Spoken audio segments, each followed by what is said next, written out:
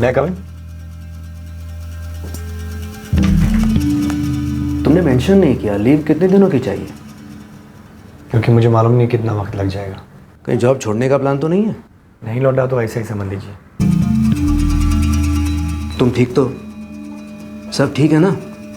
हाँ ठीक हूँ, बस एक ज़रूरी काम आ पड़ा है। कैसा जरूरी काम?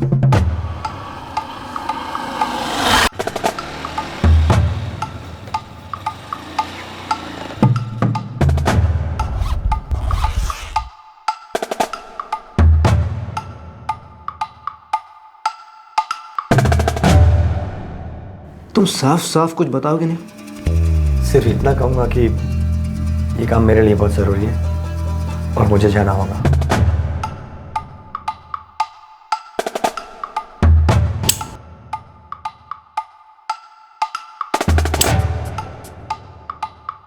और अगर मैं तुम्हारी लीव सैंक्शन ना करूं तो?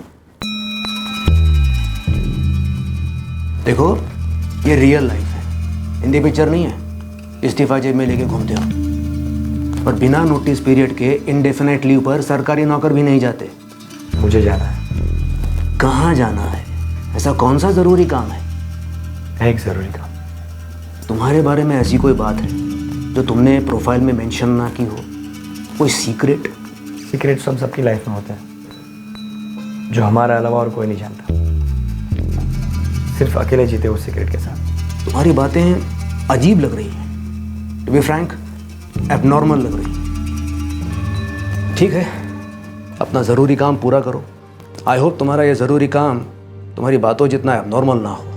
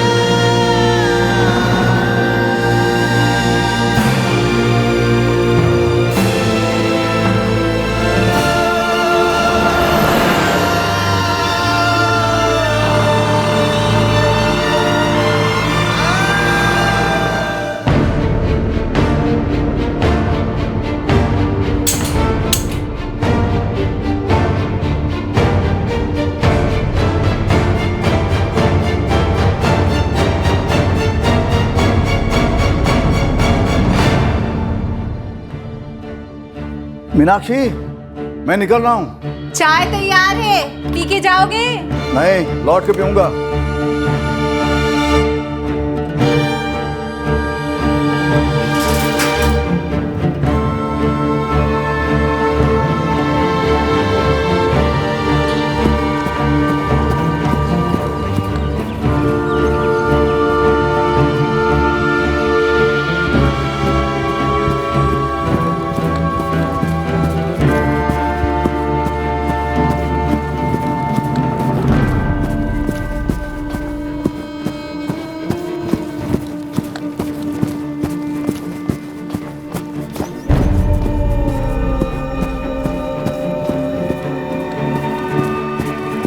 Good morning. Morning morning.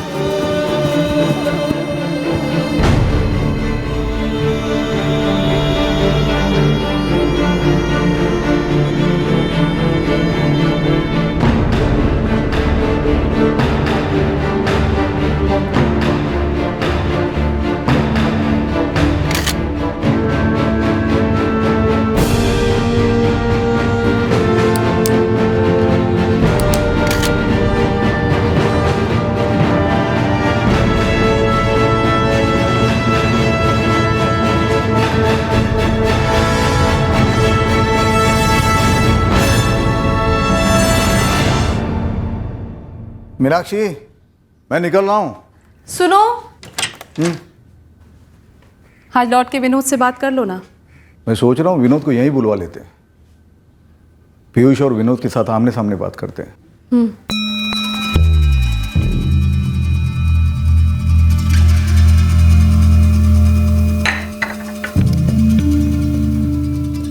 Mummy जी ने क्या कहा विनोद? पापा फ़ोन करेंगे बताया। शायद जबलपुर जाना पड़े, देखते हैं।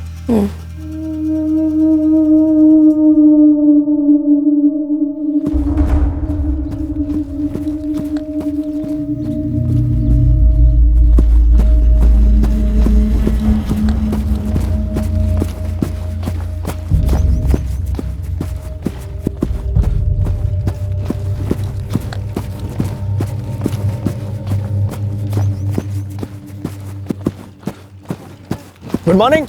Good morning.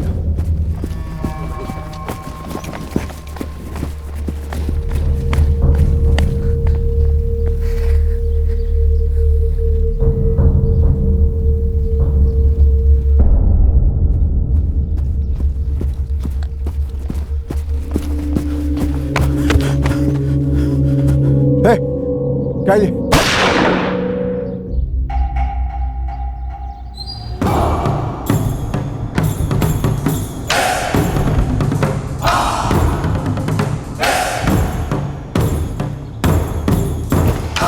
सर मैंने ही फोन किया था आपको।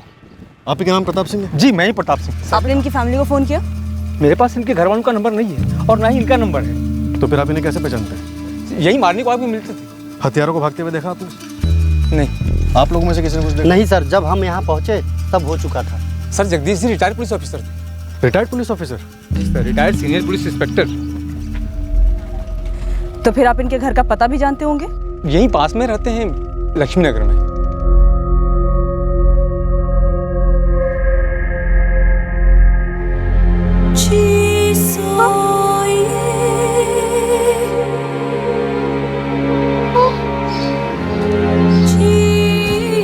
क्या हुआ मम्मी? मम्मी क्या हुआ? कुछ बोलो तो। मम्मी बताओ तो सही क्या हुआ? कुछ बोलो तो।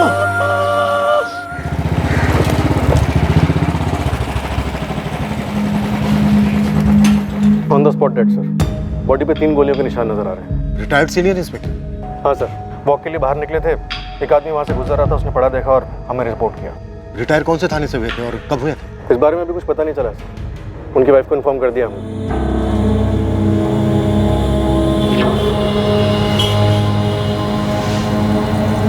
ग्रे मार्केट में इलीगल तरीके से बड़े आसानी से मिल जाती है आजकल। और पॉइंट ब्लैंक रेंज से चलाई गई? यस, एकदम नज़दीक से, हार्ट के एकदम करीब लगी।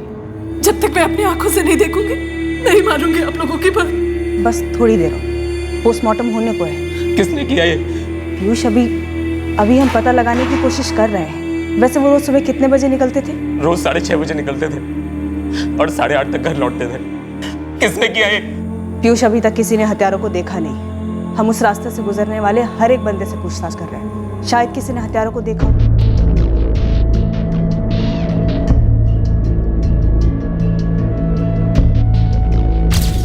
यहाँ कई कदमों के निशान हैं, कुछ धुंधले भी हैं। इनमें से कुछ निकालना चांसेस कम है, पर मैं कोशिश करता हूँ कि कुछ निकाल सकूँ। इंस्पेक्टर, मैं रोज वॉक पर जाने से पहले यहाँ पौधों को कुछ देर पानी देता हूँ। जगदीश जी गुजरते थे यहाँ से, मैं उनको हाथ दिखाता और आज भी वैसा ही हुआ। Good morning Jagdish ji. Good morning Avinash जी। ये हमारा रोज का रूटीन था और उसके आधे घंटे के बाद मैं वॉक पर निकलता, पर आज भी मैंने ऐसा कुछ अटपटा नहीं देखा और ना ही कोई जगदीश जी का पीछा कर रहा था। महेंद्र जी, ठीक से याद कीजिए, सुबह कौन कौन गुजरा था आपके सामने से? देखिए इंस्पेक्टर साहब, वैसे तो मुझे कुछ याद नहीं आ रहा, लेकिन मुझे नहीं लगता कि कोई गुजरा था। मेरे वॉक से आने का और जगदीश जी के वॉक पर जाने का समय लगभग एक सा ही है और ठीक इसी पॉइंट पर हम रोज एक दूसरे को क्रॉस करते थे। Good morning Jagdish ji. Good morning Mahendra ji. सागर पुलिस स्टेशन से 2 साल पहले रिटायर हुए थे जगदीश चौहान जी। फैमिली से कुछ पता चला? अभी शौक में। छोटा बेटा पीयूष मुंबई से 1 हफ्ते की छुट्टी के लिए आए हैं यहाँ पे जबलपुर में, और बड़ा बेटा विनोद दिल्ली से निकल चुका है।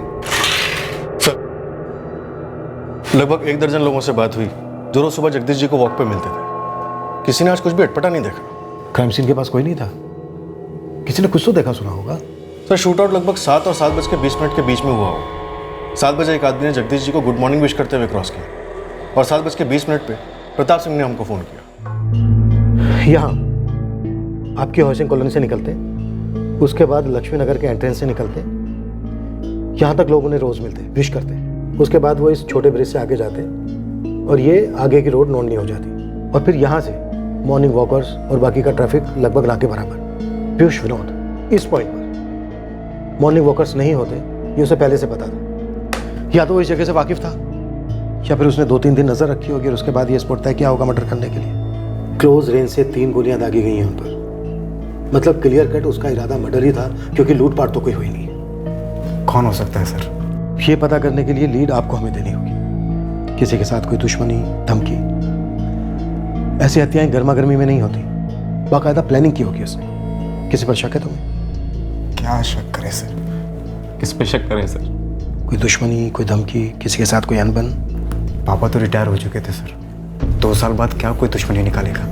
सर 2 साल से शांति से मम्मी के साथ रिटायर्ड लाइफ जी रहे थे। देखो विनोद, पीयूष, अगर तुम्हारे पापा ये केस हैंडल कर रहे होते तो वो भी यही कहते कि किसी ने पुरानी दुश्मनी पाल रखी थी जो निभाई। क्लोज रेंज से 3 गोलियां दागी गई हैं उनके सीने पर।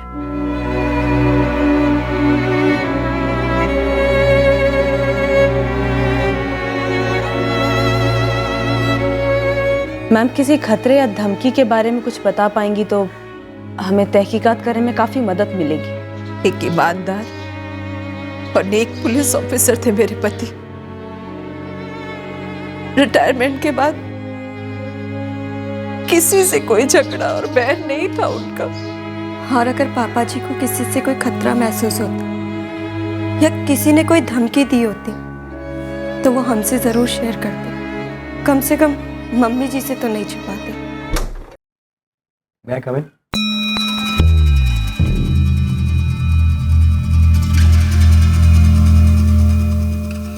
हो गया? वेकेशन पूरा हो गया? कितने दिन हुए? लेट मी सी, आज 17 मार्च, तुम दिसंबर में गए थे, 4 महीने बाद मुंह दिखा रहे हो, वो भी नॉर्मल एम्प्लॉय की तरह। मैं आई कम इन? मैं सोच रहा था कि इस पोजीशन पर आप लोगों को अब भी कोई चाहिए तो मैं दोबारा अप्लाई कर सकता। तुम्हारा ज़रूरी काम पूरा हो गया? जी। कोई प्रॉपर्टी का डिस्प्यूट था? नहीं। यार मुझे ऐसा क्यों लग रहा है, तो जो दिखता है वो है नहीं। तो कहीं कोई सीक्रेट एजेंट, कोई स्पाई, कोई जासूस तो नहीं है जो दिखावे के लिए एक नॉर्मल सी जॉब करता है और बीच में अचानक गायब होकर अपना कोई सीक्रेट मिशन पूरा करके आता है? अगर अब भी जगह खाली हो तो मैं ज्वाइन करना चाहता हूँ। मुझे जॉब की जरूरत है।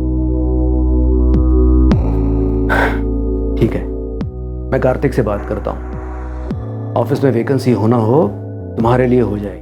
राम नाम, राम नाम, राम नाम, राम नाम, राम नाम, राम नाम,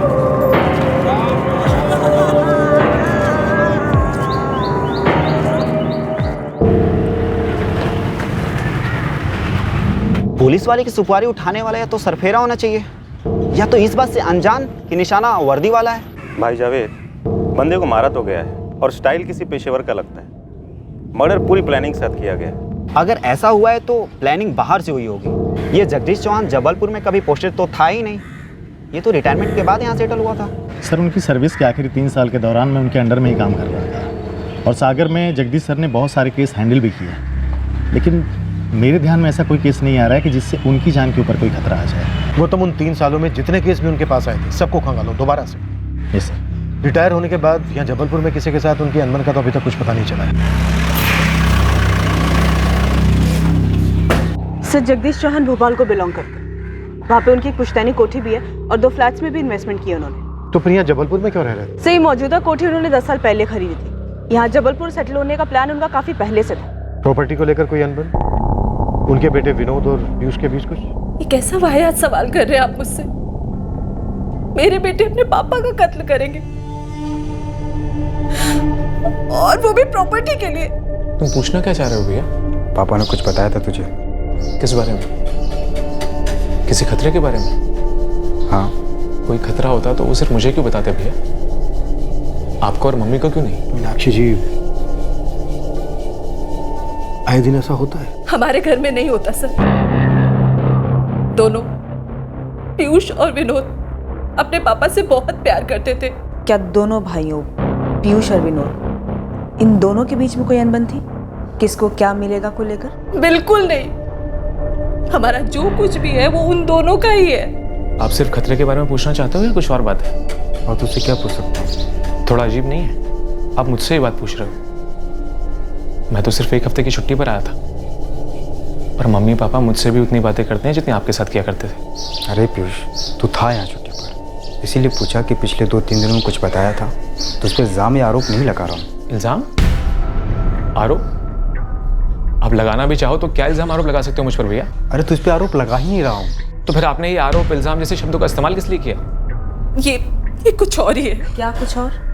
नहीं पता मुझे, और मेरे पति को भी नहीं पता था। अगर उन्हें पता होता तो वो जरूर मुझे बताते। मीनाक्षी जी, अपनी 35 सालों की सर्विस में जगदीश जी ने सैकड़ों केसेस हैंडल किए होंगे। हम उनकी सभी पोस्टिंग पर पता करेंगे। पर क्या उन्होंने कभी आपको किसी केस के बारे में कुछ बताया? किसी खतरे के बारे में? जहाँ जहाँ सीसीटीवी कैमरास लगे हैं वहाँ से फुटेज बरामद किया गया, पर किलर या किलर्स कहाँ से आए होंगे जगदीश जी के रेगुलर मॉर्निंग वॉक वाले रोड पे, ये अभी तक पता नहीं चल सका। खबरियों के साथ सीसीटीवी फुटेज शेयर की जा रही है सर। शायद कोई पासरबाई में हिस्ट्री शीटर हो। हालांकि मां मना कर रही है, और दोनों भाइयों के बीच प्रॉपर्टी को लेकर अनबन हो सकती है। सब उज्जैन से सब इंस्पेक्टर ललित पुचौरी का कॉल है। कह रहे हैं 1 महीने पहले कोई जगदीश चौहान जी के बारे में इंक्वायरी कर रहा था। सर, मुझे नहीं पता कि इस बात का क्या कनेक्शन हो सकता है जगदीश सर के मर्डर से, लेकिन 14 फरवरी को एक बंदा आया था मेरे पास। सर, वो सीनियर इंस्पेक्टर जगदीश चौहान के बारे में जानना चाहता था कि इस वक्त वो कहाँ पोस्टेड होंगे, और अगर रिटायर हो गए हैं तो कहाँ सेटल हुए। वो ऐसा क्यों पूछा था? क्या काम था उसे? वो बोला दूर का रिश्तेदार है जगदीश चौहान का। और तुमने जानकारी दे दी कि वो जबलपुर में सेटल हुए? नहीं दी थी सर, क्योंकि मुझे खुद पता नहीं था कि जगदीश जी 2008 में उज्जैन में पोस्टेड थे। तब मैं यहाँ नहीं था, लेकिन ये बात उस बंदे को पता थी। नाम क्या है इस रिश्तेदार का? उसने अपना नाम रवि कुमार बताया था सर। मेरे दूर के रिश्तेदार है वो। बस सिर्फ इतना पता है कि 2008 में उनकी पोस्टिंग यहाँ पर हुई थी। देखिए रवि कुमार जी, मैं यहाँ 2013 में आया, तब तो वो यहाँ नहीं थे। लेकिन सर उससे पहले यहाँ पर जरूर थे। बाहर बोर्ड पर नाम भी लिखा उनका।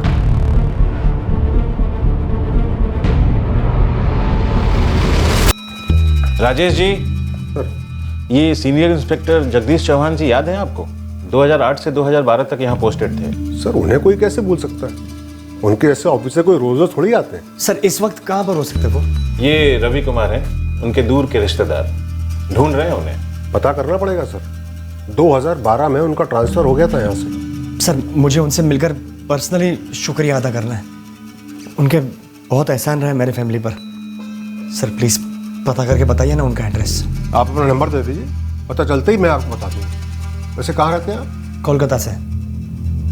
बस उन्हें ढूंढते ढूंढते यहाँ तक पहुँच गए। सर मुझे सिर्फ इतना पता चला था कि उज्जैन के बाद जगदीश सर का ट्रांसफर इंदौर हुआ था, और यही बात मैंने उस रवि कुमार को फ़ोन पर बता दी थी। रवि, इंदौर के बाद उनका कहाँ ट्रांसफ़र हुआ मुझे ये तो नहीं पता। राजेश जी आपका बहुत बहुत शुक्रिया सर। लेकिन क्या आप बता सकते हैं इंदौर के कौन से थाने में? रवि कुमार? उसने उज्जैन पुलिस को बताया कि वो आपका दूर का रिश्तेदार है। ऐसा कोई दूर का रिश्तेदार मेरे ध्यान में तो है नहीं जिसका नाम रवि हो। फरवरी या फिर उसके बाद आपसे कोई मिलने आया था मीनाक्षी जी? कोलकाता का रवि कुमार? ऐसा कोई रिश्तेदार है ही नहीं हमारा, ना दूर का ना पास का। और कोलकाता से तो हमारा कुछ लेना देना ही नहीं है। सर मैं इंदौर पुलिस से पूछता हूँ, ये रवि कुमार वहाँ आया था पूछता हुआ? अगर ये वहाँ गया था तो एक लीड हो गया हमारे। तुरंत कांटेक्ट करो इंदौर थाने से। Right sir. ललित, ये रवि तुम तक पहुँचा कैसे? कोई आइडिया? नहीं सर। इस रवि ने कोलकाता का कोई एड्रेस दिया था तुम्हें? नहीं सर, मतलब मैंने पूछा नहीं सर। उसने कहा वो रिश्तेदार है, मुझे लगा उसे पता होगा कि जगदीश जी उज्जैन में पोस्टेड थे। सच कहूँ तो सर मुझे देखकर लगा नहीं कि वो बंदा कुछ गलत करने निकला हो। कोई नहीं, उसने जो तुम्हें नंबर दिया था वो अपने फ़ोन से ढूंढ कर दो, हम उसे आगे लेकर जाएंगे। पंकज तकरीबन 17 या 18 फरवरी को आया होगा तुम्हारे पास, जगदीश चौहान को ढूंढता हुआ। रवि कुमार नाम था साथ में। हाँ, एक आदमी तो आया था जगदीश चौहान के बारे में पूछता हूँ। 19 फरवरी को आया था मेरे ख्याल से, और उसका नाम रवि कुमार तो नहीं था। उसने अपना नाम ब्रजेश शर्मा बताया था, रवि कुमार नहीं। ब्रजेश शर्मा? पक्का यही नाम बताया था? हाँ पक्का, क्योंकि वो आदमी 2 दिन से आगे सर पर बैठा रहा कि बताओ बताओ जगदीश चौहान की पोस्टिंग कहाँ हुई है। और यार मैं पहले ही परेशान था, एक केस में उलझा हुआ था ना। सर 2012 से 2014 तक जगदीश चौहान जी की पोस्टिंग यहीं पर थी। रही होगी भाई, लेकिन मैंने तो यहाँ पर 6 महीने पहले ज्वाइन किया है। सर प्लीज आपके रिकॉर्ड चेक करके बताइए ना, यहाँ के बाद वो कहाँ गए? ऐसा है दोस्त, रिकॉर्ड रूम से रिकॉर्ड निकलवाना, उन्हें छांटना, इन सब में वक्त लगता है, मेहनत लगती है ब्रजेश शर्मा। और वैसे भी इस वक्त हम लोग एक डबल मर्डर केस में उलझे होंगे। 1 हफ्ते बाद आना। पर वो आया नहीं, और मैं भी पता लगाना भूल गया। पर उसका नाम ब्रजेश शर्मा है, ये तुम्हें याद रहा? मेरे साले का नाम भी ब्रजेश शर्मा है, इसलिए याद रह गया। उसने अपना कुछ पता या फोन नंबर वगैरह कुछ दिया तुम्हें? नहीं दिया, क्योंकि मैंने लिया ही नहीं। वो क्या है कि जल्दबाजी में उसे रफा दफा कर दिया। वो डबल मर्डर केस था ना जो, वो बेताल की तरह पीठ पर बैठा हुआ था यार। उसने अपने कोलकाता से होने की बात की थी क्या तुमसे? या सच बताऊं संजय, मैं उस पर ध्यान ही नहीं दे रहा था। सर मुझे तो उसने अपना नाम रवि ही बताया था, रवि कुमार। हाँ सर, जब मैंने उससे फोन पर बात की थी तो रवि कहकर ही की थी। क्या यही हमारा सस्पेक्ट है? उज्जैन का रवि और इंदौर का ब्रजेश। और सर जगदीश चौहान जी की पत्नी को नहीं याद कि उनसे कोई मिलने आया था। सर अगर वो रवि को नहीं जानती है तो वो बंदा ब्रजेश नाम भी फर्जी इस्तेमाल कर रहा होगा 100%। हो सकता है ये जगदीश जी का निजी मसला हो, शायद पुश्तैनी कोठी को लेकर। पर सर सवाल ये है कि उज्जैन और इंदौर से होता हुआ वो बंदा यहाँ जबलपुर कैसे पहुंचा? कहीं आप दोनों में से तो किसी ने इन्फॉर्मेशन नहीं दी थी कि जगदीश चौहान जी यहाँ जबलपुर में सेटल हुए हैं? सर ये नंबर 444789543 जिसे रवि कुमार ने उज्जैन में ललित को दिया था, जिस पर राजेश ने कॉल बैक किया था, वो नंबर फिलहाल स्विच ऑफ है। रिकॉर्ड्स हो गए, ट्रैकिंग पे डाल दो तुरंत। सर सवाल ये है कि वो बंदा उज्जैन कैसे पहुंचा? उसने कहीं से तो पता किया ही होगा कि जगदीश चौहान जी की पोस्टिंग 2008 से लेकर 2012 तक उज्जैन में थी। ललित, राजेश, स्केच आर्टिस्ट को इस आदमी का तुम दोनों हुलिया बता पाओगे? कोशिश कर सकते हैं सर। करो कोशिश, हमें इस आदमी का रहस्य खोलना ही होगा। चल से चल। और यार संजय, मैंने उस ब्रजेश शर्मा को 2 दिनों में कुछ ही मिनटों के लिए देखा बस। यार पंकज ट्राई तो कर। उज्जैन पुलिस के PSI ललित और कांस्टेबल राजेश भी कोशिश कर रहे हैं। जब हम पब्लिक गवाहों को स्केच के लिए बिठाते हैं तो हमारा भी बैठना बनता है यार। जगदीश जी का पुलिस सर्विस रिकॉर्ड मंगवाओ, पता करो कि उनकी पोस्टिंग कहाँ कहाँ रही है। उनके हर केस को बारीकी से टटोलो। ये किसी दुश्मनी का नतीजा हो सकता है। इस दुश्मनी की जड़ या तो किसी केस में हो सकती है या फिर फैमिली का भी कोई मसला हो सकता है। कोई जगदीश सर को ढूंढ रहा था और यहाँ पर मैं उन केसेस को टटोल रहा हूँ जिनमें उनकी जान को खतरा हो सकता था। बड़ी अजीब बात है ये। अजीब तो है गौतम, हमें नहीं पता इस आदमी को कैसे पता चला कि जगदीश जी जबलपुर में सेटल हुए हैं, पर इतना जरूर है कि ये जगदीश जी को पहले से जानता होगा। मुझे तो ऐसा कोई आदमी ध्यान में नहीं आ रहा है जो यहाँ सागर में जगदीश सर के बारे में पता करते हुए कभी आया हो, जबकि इंदौर से उनका यहाँ पे ट्रांसफर हुआ था और 2014 से 2016 तक वो यहीं पे थे और यहीं से वो रिटायर भी हुए। अब ये समझ में नहीं आ रहा है कि ये बंदा कौन है।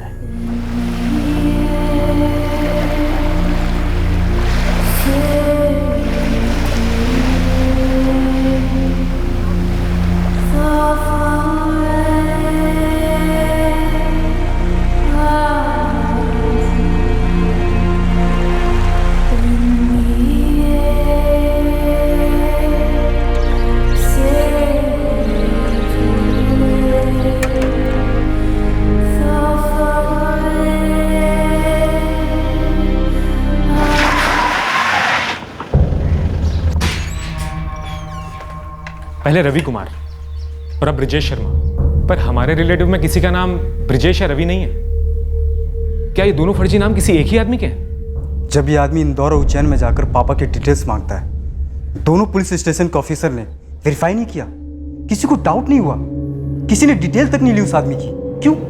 उसने कहा कि तुम्हारे पापा उसके दूर के रिश्तेदार हैं, तो इसमें भला कोई शक क्यों करने लगेगा? उसने कहा कि वो कोलकाता से है, शायद ये भी झूठ हो सकता है, पर हमें शक है कि वो जगदीश जी को आप सभी को जानता है। शायद आप लोग भी उसको जानते हो। नहीं है हमारा ऐसा कोई रिश्तेदार। आप लोग थोड़ा सा दिमाग पर जोर डालिए। हो सकता है ये आदमी जगदीश जी की साइड का हो, जिसको लगा कि उसके साथ गलत किया है जगदीश जी ने, अतीत का कोई मसला जिसकी वजह से उसने जगदीश जी को ढूंढ निकाला।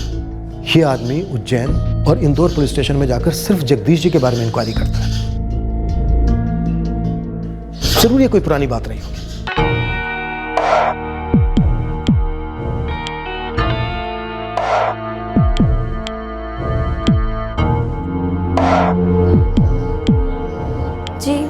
मुझे कुछ नहीं पता। सर हमारे पापा उनके पिताजी के इकलौते बेटे थे और हमारी ऐसी कोई बड़ी फैमिली भी नहीं है, तो कौन हो सकता है ये दूर का रिश्तेदार? हम उसका स्केच बनवा रहे हैं, आप सभी लोगों के साथ शेयर करेंगे, पर प्लीज आप लोग थोड़ा और सोचिए। वो जो भी है जरूर उसकी निजी दुश्मनी रही होगी जगदीश जी से और परिवार से, नहीं तो कम से कम परिवार के साथ जुड़ा होने की संभावना तगड़ी है। सर 35 साल के सर्विस में जगदीश जी मध्य प्रदेश के लगभग सभी शहरों और कस्बों में सर्व कर चुके थे, लेकिन जबलपुर में उन्होंने कभी सर्व नहीं किया, और रिटायरमेंट के बाद उन्होंने जबलपुर में सेटल होने की बात सोची। क्या उन्हें कोई खतरा महसूस हुआ था जिसके बारे में उन्होंने अपनी फैमिली में किसी को नहीं बताया, और इसी वजह से पिछली पोस्टिंग की सारी जगहों को छोड़ के उन्होंने इधर जबलपुर को चुना, बट किसी ने उन्हें इधर भी ट्रेस कर लिया? उनकी एक पोस्टिंग को खंगालते हैं, और उससे पहले ये पता करना है कि उस आदमी को उनके जबलपुर में होने की बात कैसे और किसने बताई। उज्जैन से पहले उनकी पोस्टिंग भोपाल में थी।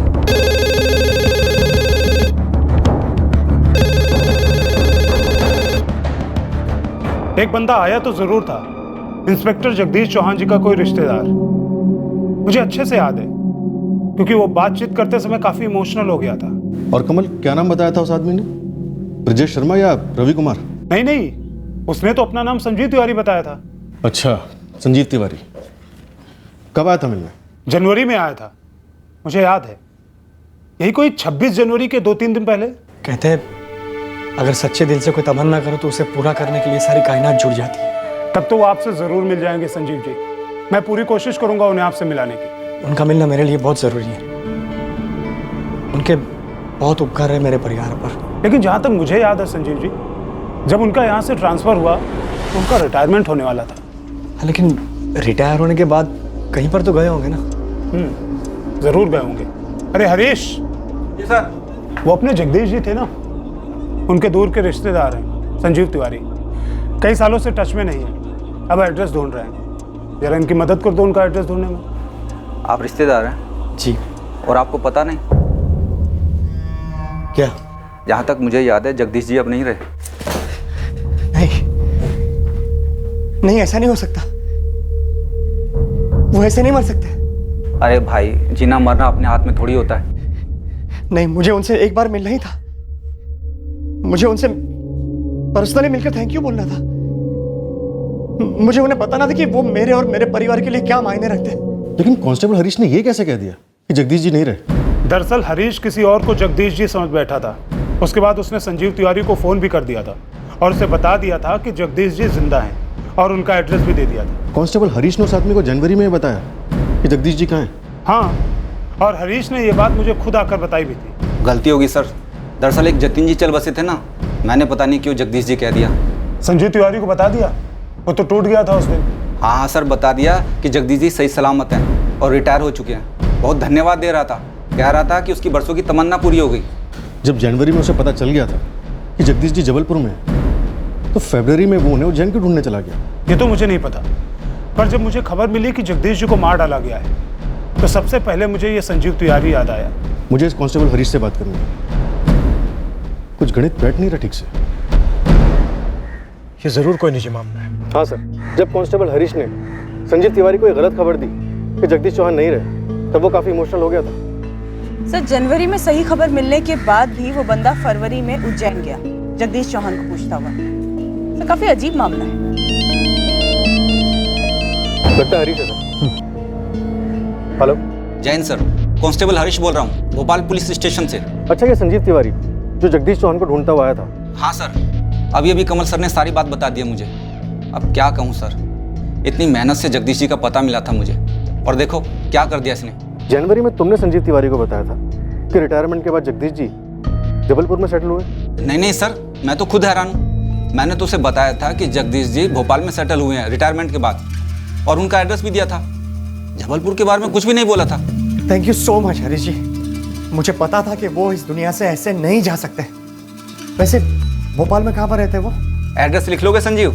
या ऑफ कोर्स, मैं तो सालों से उनसे मिलने का इंतजार कर रहा हूँ। बोलिए, एड्रेस बोलिए। उसके बाद कभी उस संजीव से मेरी कोई बात नहीं हुई। मुझे थोड़ी पता था उसका इरादा जगदीश जी को मारने का था। हरीश, संजीव से जिस नंबर पर बात की थी तुमने, वो मुझे चाहिए। अभी SMS कर देता हूँ सर, सेव किया हुआ है। कमल, भोपाल का जो एड्रेस कांस्टेबल हरीश ने संजीव को दिया था, पता करो। एक तो ये कि जगदीश चौहान जी वाकई में वहाँ रहते थे, और दूसरा ये संजीव वहाँ पर गया था या नहीं गया था। हम जगदीश जी की फैमिली से भी बात करते हैं। जी सर, मैं अभी निकलता हूँ उस एड्रेस के लिए। नहीं, भोपाल में हम कभी रहे ही नहीं, बस मेरे पति की पुश्तैनी कोठी है वहाँ पर। जनवरी में आप लोग भोपाल में थे क्या? नहीं, हम यहाँ जबलपुर में ही थे। इनके रिटायर होने के बाद हम यहाँ जबलपुर आ गए और यहाँ से कहीं नहीं गए, दिल्ली मुंबई तक नहीं गए जहाँ मेरे बेटे रहते हैं। सर, जिस नंबर पर कांस्टेबल हरीश ने संजीव तिवारी से बात की थी, ये वही नंबर है जो रवि कुमार उर्फ ब्रिजेश शर्मा ने उज्जैन में PSI ललित को दिया था। 444789543। अब तो क्लियर है, यही बंदा हमारा सस्पेक्ट, रवि उर्फ ब्रिजेश उर्फ संजीव। इसी ने हत्या की है जगदीश चौहान जी की। अब हमें जनवरी में इसके भोपाल में होने का रहस्य खोलना है।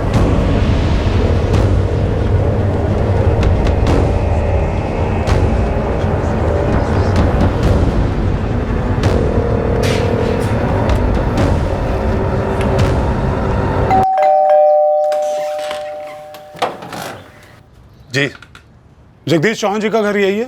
जी मैं ही हूँ जगदीश चौहान।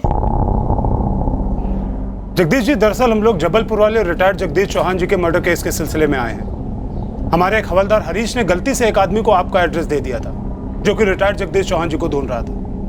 अरे हाँ हाँ, आपके हवलदार हरीश दास ने गलती से मेरा ही पता दे दिया था उसे। उसे मतलब वो आया था यहाँ पर ढूंढते हुए? जी, संजीव तिवारी नाम था उस आदमी का। कब आया था? जनवरी में आया था यहाँ। और अजीब सी बात यह है कि वो मुझे पहचानने की पूरी कोशिश कर रहा था। काफी कंफ्यूज सा हो गया था।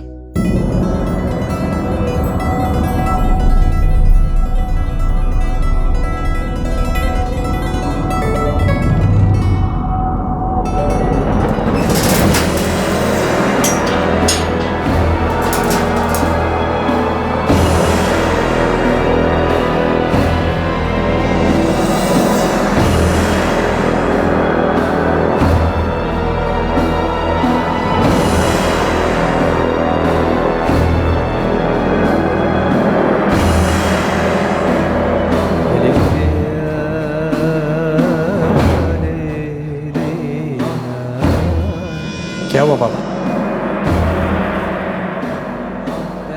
वो लड़की वाले कह रहे हैं कि उन्हें ये रिश्ता आगे नहीं बढ़ाना। क्यों? कुछ बोले?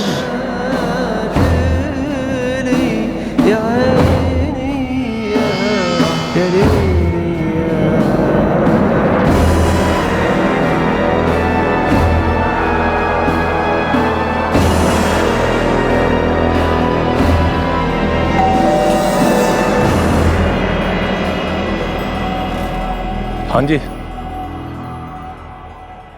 क्या बात है भाई, ऐसे क्या देख रहे हो?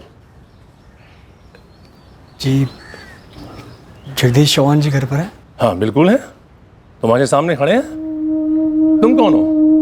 बोलो भी, क्या चाहिए? कौन हो तुम? संजीव तिवारी नाम है मेरा। हाँ तो संजीव, क्या काम है? आप पहले पुलिस में थे? हाँ था, अब रिटायर हो चुका हूँ। तुम कहाँ से आए हो? 2003 में आपकी पोस्टिंग होशंगाबाद में हुई थी? नहीं, मेरी पोस्टिंग कभी भी होशंगाबाद में नहीं हुई। मैं किसी और को ढूंढ रहा था। सॉरी, गलतफहमी हुई, आपको तकलीफ हुई। उसने आपसे पूछा कि 2003 में आप होशंगाबाद में पोस्टेड थे। जी। 2003 होशंगाबाद? इतना स्पेसिफिक? पूरी गलतफहमी हो गई थी सर, क्योंकि कांस्टेबल हरीश दास ने गलती से इस सब इंस्पेक्टर जगदीश चौहान का एड्रेस दे दिया था, जो भोपाल पुलिस से रिटायर हुआ था। और फिर हमारा सस्पेक्ट रवि उर्फ ब्रजेश उर्फ संजीव इस गलतफहमी को समझ गया और फिर से असली जगदीश चौहान की तलाश में निकल पड़ा, जिन्हें वो ढूंढ रहा था, और उन तक पहुंचा भी। सर, 2001 से 2005 तक जगदीश चौहान की पोस्टिंग होशंगाबाद में थी, विराटनगर पुलिस स्टेशन। लगता है इस कत्ल का मकसद और कातिल दोनों हमें होशंगाबाद से ही मिलेंगे। तो शायद हमारे सस्पेक्ट अपनी खोज होशंगाबाद से शुरू की होगी।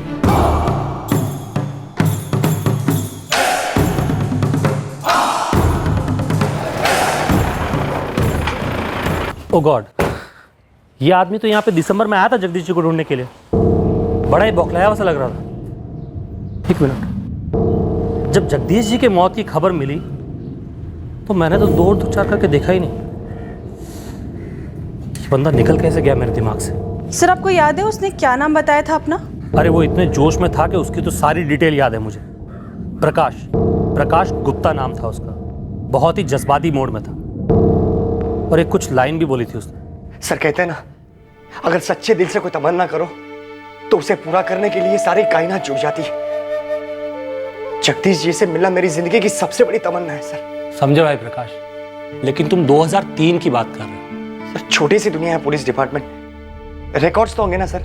बिल्कुल है, लेकिन इसके लिए मेहनत लगती है, टाइम निकालना पड़ता है। सर अब मुझे बताइए ना, मुझसे जो होगा मैं करूंगा सर, लेकिन हाथ जोड़ता हूं सर, जगदीश जी से एक बार मिलना है सर। उनके पैर छूकर उनके आशीर्वाद लेने हैं। उनके मेरे और मेरे परिवार के ऊपर बहुत उपकार रहे हैं सर। उन्होंने जो मेरे लिए किया है वो कभी कोई नहीं कर सकता। लेकिन मैं जगदीश चौहान को लोकेट नहीं कर पाया क्योंकि 2005 में उनकी ट्रांसफर यहाँ होशंगाबाद से कहीं और हो गई थी और मैंने 2015 में ज्वाइन किया। तो हमारे रिकॉर्ड्स में सिर्फ उनकी अगली पोस्टिंग की जगह थी जो मैंने उसे बताई, जो शायद रतलाम थी, राइट? हाँ, उनकी अगली पोस्टिंग रतलाम ही थी। देखो प्रकाश, इसके आगे मुझे नहीं पता कि वो कहाँ गए। तुम एक काम करो, रतलाम थाने में जाकर बात करो, शायद कोई कुछ बता दे, क्योंकि किसी ना किसी ने तो जरूर उनके साथ काम किया होगा।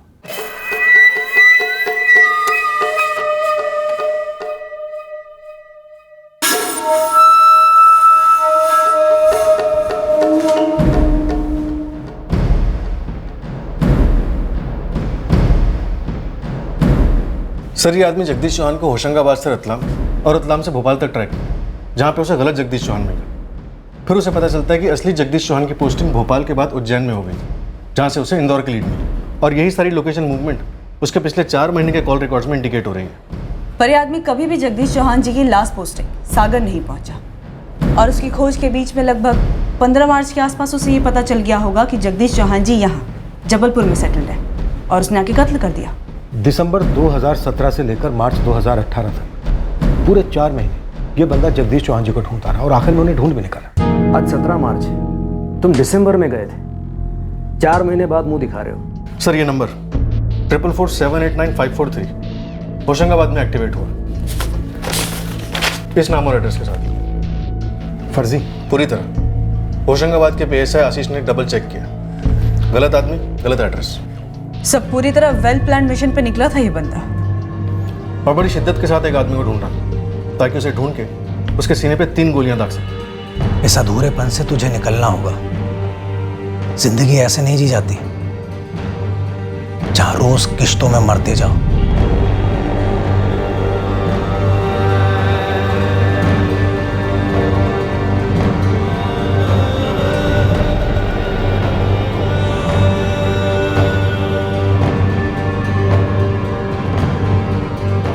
मुझे मेरे अंदर के अधूरेपन को खत्म करना है। एक गन चाहिए मुझे, उससे सुकून मिलेगा, कलेजे को ठंडक मिलेगी, आगे बढ़ पाओगे। मिलेगा सुकून, ठंडक मिलेगी, आगे भी बढ़ूंगा। जगदीश चौहान को मारने के बाद वो जहां कहीं भी होगा उसे ढूंढकर उसका कत्ल करने के बाद। सच्चे दिल से अगर कुछ चाहो तो पूरी कायनात जुट जाती है आपकी उस चाहत को पूरा करने में। ये बंदा पूरी लगन से, पूरे फोकस से जगदीश चौहान जी को ढूंढता रहा और हमारा डिपार्टमेंट हर कदम पर इसकी मदद करता रहा, इसकी खोज को आसान बनाता रहा। सर ये बंदा जब इंदौर में था तब इसके कॉल रिकॉर्ड्स में एक नंबर शो हो रहा है, 444097654। ये नंबर होशंगाबाद के कांस्टेबल अरविंद शुक्ला का है। इस अरविंद से इस बंदे को जगदीश चौहान का जबलपुर वाला एड्रेस मिला। जय हिंद सर जी, कांस्टेबल अरविंद शुक्ला बोल रहा हूँ, होशंगाबाद से। अरविंद, तुम्हारे फ़ोन से 444789543 इस नंबर पर एक कॉल गया था। ये वही नंबर है जो प्रकाश गुप्ता ने तुम्हारे थाने में दिया था जब वो जगदीश चौहान की तलाश में आया था। हाँ हाँ, मैंने कॉल किया तो था उसे। अरे पागलों की तरह जगदीश जी से मिलना चाहता था। तो जबलपुर का एड्रेस तुमने दिया था? जी हाँ, मैंने दिया था। दरअसल उसके यहाँ आने के 4 महीने बाद मुझे जबलपुर का एड्रेस मिला था, तो मैंने ही कॉल किया था उसे। अरविंद जी, आप पक्का है कि जगदीश जी जबलपुर में सेटल हुए हैं? 100% पक्का प्रकाश। जबलपुर में लक्ष्मी नगर है, मेरे पास उनका नंबर भी है, बात भी हुई थी उनसे मेरी, बताया था तुम्हारे बारे में। अच्छा, आपने बात की मेरे बारे में? क्या बताया आपने? कि प्रकाश गुप्ता नाम का जवान आदमी आपको ढूंढ रहा है, लेकिन उन्हें तो तुम याद भी नहीं, पहचाना नहीं तुम्हारे नाम को। कैसे याद आएगा उन्हें अरविंद जी? बहुत सालों पहले की बात है ना। लेकिन कोई नहीं, मुझे आमने सामने देखेंगे तो अपने आप याद आ जाएगा, सब कुछ याद आ जाएगा।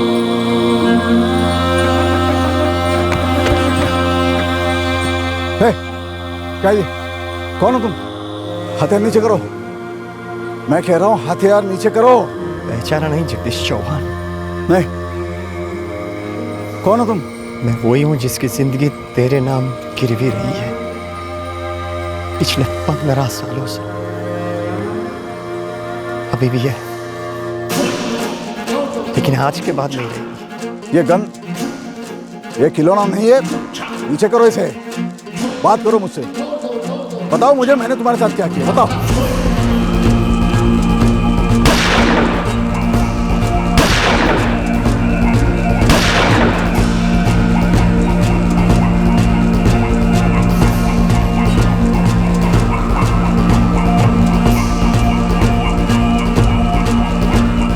सच्चे दिल से कोई तमन्ना करो तो पूरी कायनात जुड़ जाती है उसे पूरा करने में। ये लाइन जबान पर लेकर निकल पड़ा। ढूंढा जगदीश जी को और मार डाला। ये एक निजी मसला है, जैसा कि हमें पहले से शक था। पर ये है कौन? और इतने ढेर सारे स्केचेस? क्या ये अलग अलग लोग थे? एक से ज्यादा थे? ये सारे स्केचेस अगर किसी एक ही आदमी के हैं तो इतने अलग हैं कि कोई कैसे पहचानेगा उसे? ये सारे स्केचेस अलग अलग जरूर हैं, पर हैं एक ही आदमी के। ये एक आदमी का प्लान है। उसने पूरे 4 महीने जगदीश जी को ढूंढा। 4 अलग अलग नाम लेकर अलग अलग पुलिस स्टेशनों से उसने मदद ली, पर कत्ल का मकसद क्या था ये अभी तक पता नहीं। 2003 में होशंगाबाद में कुछ हुआ था, किसी ने धमकी दी थी जगदीश जी को। कोई निजी मामला, ऐसा कुछ जिसकी वजह से जगदीश जी ने किसी को ठेस पहुंचाई हो। 2003, इतने साल पहले? नहीं, मुझे कुछ याद नहीं है, कुछ भी याद नहीं आ रहा। मैं बहुत छोटा था। मैं तो सेकेंडरी स्कूल में दाखिल हुआ ही था सर, और मुझे कुछ याद भी नहीं है।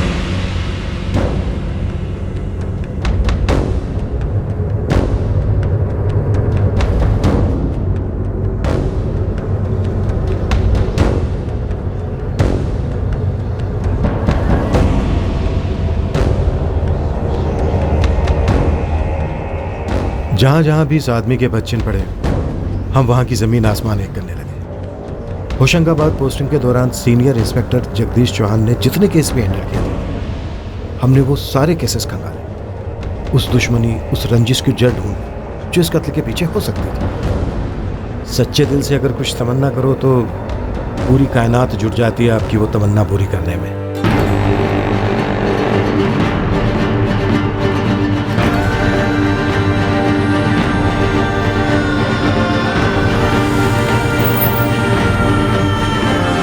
हमारे संदिग्ध की असली शक्ल कैसी थी, अब इसकी पहली झलक हमारे सामने आने वाली थी।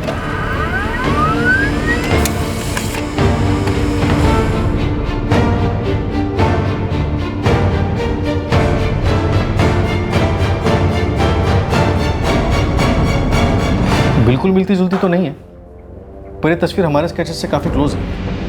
उज्जैन, इंदौर, भोपाल और होशंगाबाद, इन सभी थानों में इस तस्वीर को घुमा और वहां के ऑफिसर से पूछो कि क्या ये वही बंदा है। जबलपुर प्लेटफॉर्म्स के सीसीटीवी फुटेजेस आ रहे हैं सर, उससे हमें कंफर्म पता चल सकता है कि उसने कहाँ की ट्रेन ली थी।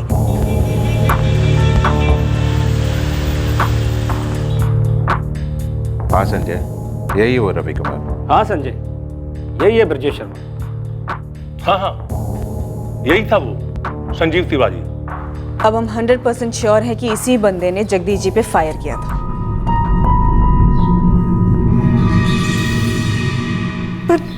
पर मैं इसे नहीं जानती। कौन है ये? नाम क्या है इसका? इसके कई नाम। पर इसकी मेरे पापा से क्या दुश्मनी थी? वो अभी नहीं पता, लेकिन पीयूष ये तुम्हारे पापा को लेकर काफी इमोशनल हो जाता था। ये कोई निजी मामला ही है।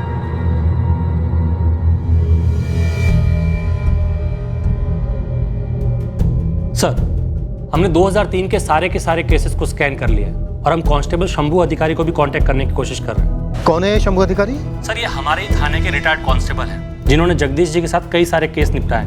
यहीं होशंगाबाद में।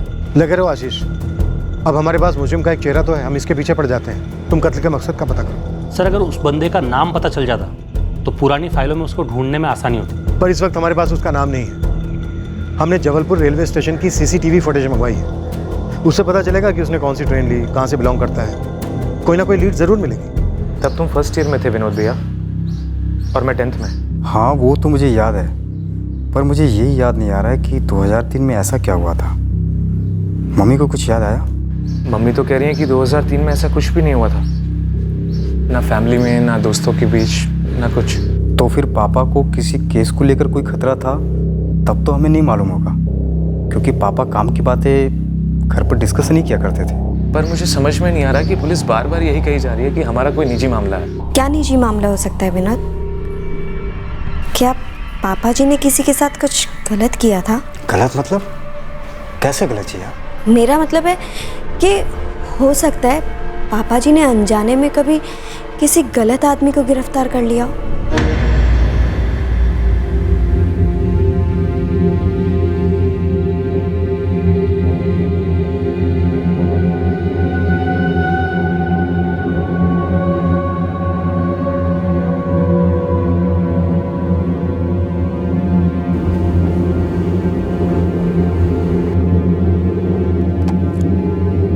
माँ, पापा, मुझे माफ़ कर देना, पर मैं अब यहाँ नहीं रह सकता। जो भी हुआ वो नहीं होना चाहिए था, पर इस एक हादसे का बोझ मैं ज़िंदगी भर उठाऊं, ये मुझे मंजूर नहीं। इस घर की मायूसी में मेरा दम घुटता है, मुझसे और सहा नहीं जा रहा। मैं ये घर हमेशा के लिए छोड़ रहा हूँ। मैं जैसे भी अपना देख लूँगा, लेकिन इस घर में वापस लौट के नहीं आऊँगा। हाथ जोड़ता हूँ, मुझे ढूंढने की कोशिश ना करना, पुलिस थानों के चक्कर काटने में अपना समय ज़ाया ना करना। मैं साफ साफ कहकर जा रहा हूँ कि मैं जो कुछ भी कर रहा हूँ अपनी मर्जी से कर रहा हूँ। आपका बेटा आनंद।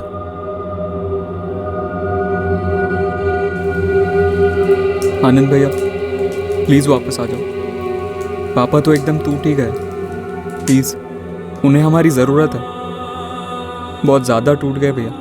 आप इस तरह से चले गए, माँ झेल नहीं पाई। पापा भी बहुत तकलीफ में भैया। अब जल्दी वापस आ जाओ। माँ पापा मेरे चले जाने को झेल ना पाए, या तुम उन्हें न झेलने वाली तकलीफ दे रहे हो? ये क्या कह रहे हो? आपको पापा का दर्द समझ नहीं आता? वो कुछ कहते नहीं है, लेकिन तुझे जो कुछ भी करना है कहना है करते रहे। वैसे भी तू यही तो करते आ रहा है ना। मैं तुझसे कहना भी नहीं चाहता कि तू उससे निकल जा। तेरी जिंदगी है, तू बेहतर समझेगा। लेकिन मैं वापस लौट कर नहीं आऊँगा। तू गोते लगाते रहे, जो हो चुका है उसी के अंदर जीता रहे, मरता रहे, सड़ता रहे। उम्मीद करता हूँ कि पापा को तेरे पागलपन में अपने आप को खोना ना पड़े, जो तुझे दिखाई नहीं दे रहा। मैं तुझसे कहना भी नहीं चाहता कि तू उससे निकल जा। तेरी जिंदगी है, तू बेहतर समझेगा। तू गोते लगाते रहे, जो हो चुका है उसी के अंदर जीता रहे, मरता रहे, सड़ता रहे।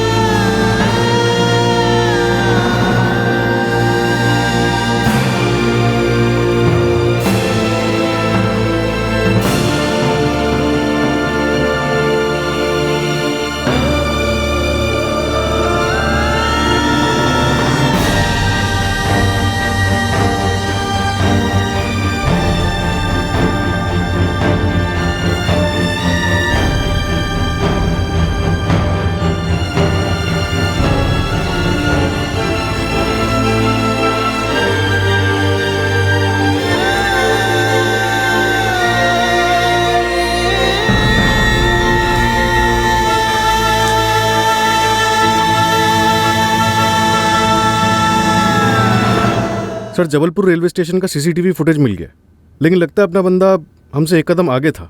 जानता था हम फुटेज खंगालेंगे।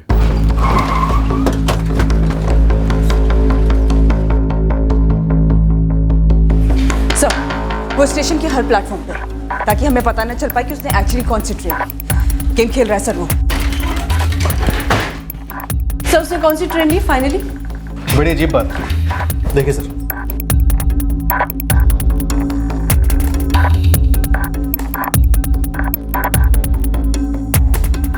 ये प्लेटफॉर्म नंबर 4 पे कौन सी ट्रेन है?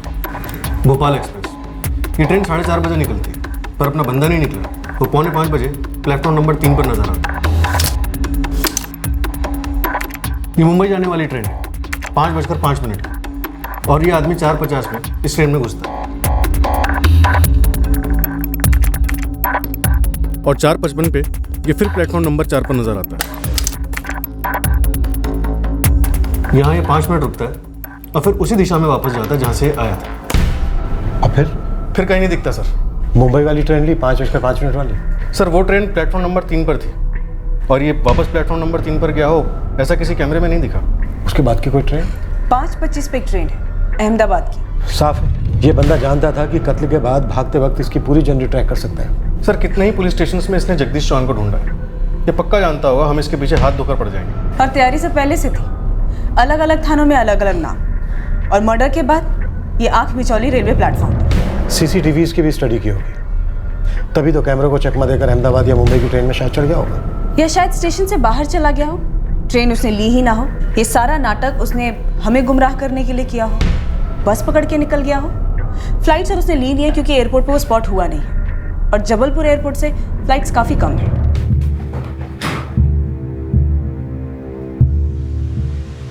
तो इस बंदे को मुंबई और अहमदाबाद से ढूंढना खास के ढेर में सुई ढूंढने के बराबर होगा। फिर भी एक बार चांस लेते हैं सर, मुंबई और अहमदाबाद के पुलिस टीम्स की मदद लेते हैं और साथ ही होशंगाबाद में खोज और टाइट करते हैं। इसका 15 साल पुराना कोई ना कोई कनेक्शन जरूर होगा, कोई तो होगा जो इसे जानता हो। ठीक है, जगदीश जी की 2003 में होशंगाबाद में पोस्टिंग थी। खबरियों को लगा दो कम परसेंट। सर सीसीटीवी फुटेज के ग्रैब के पोस्टर बनवाते हैं, स्टेट के सभी न्यूज़पेपर में छपवाते हैं, कोई ना कोई तो पहचानेगा। बहुत हो गया चूहे बिल्ली का खेल, अब खुले मैदान में उतरते हैं और इसे भी उतारते हैं।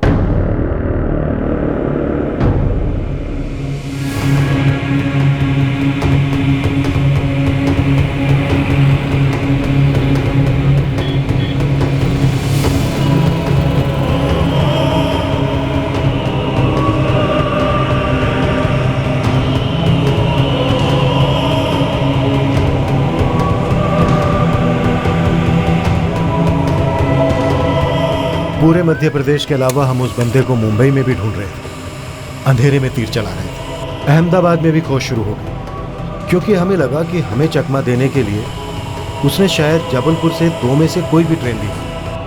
पर हमारे संदिग्ध की खोज में सबसे पहली खबर पड़ोस के होशंगाबाद से है, जो हमारे रडार पर सबसे ऊपर था।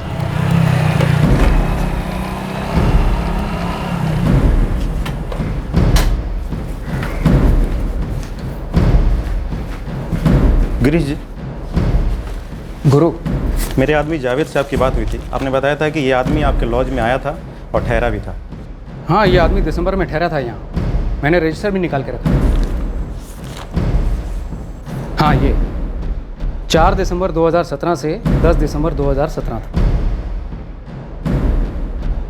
प्रकाश गुप्ता, यही नाम इसने पुलिस स्टेशन में भी बताया था, लेकिन नाम फर्जी है। इसी नाम का इसने ड्राइविंग लाइसेंस भी दिया।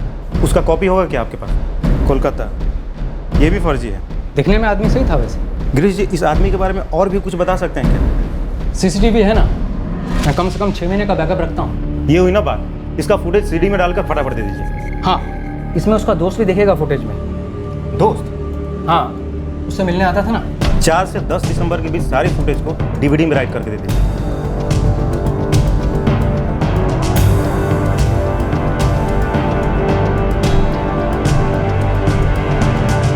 4 दिसंबर को चेकिंग होते हैं और फिर शाम को 5:30 बजे एक दोस्त मिलने आते हैं। सर थोड़ा आगे फॉरवर्ड कीजिए।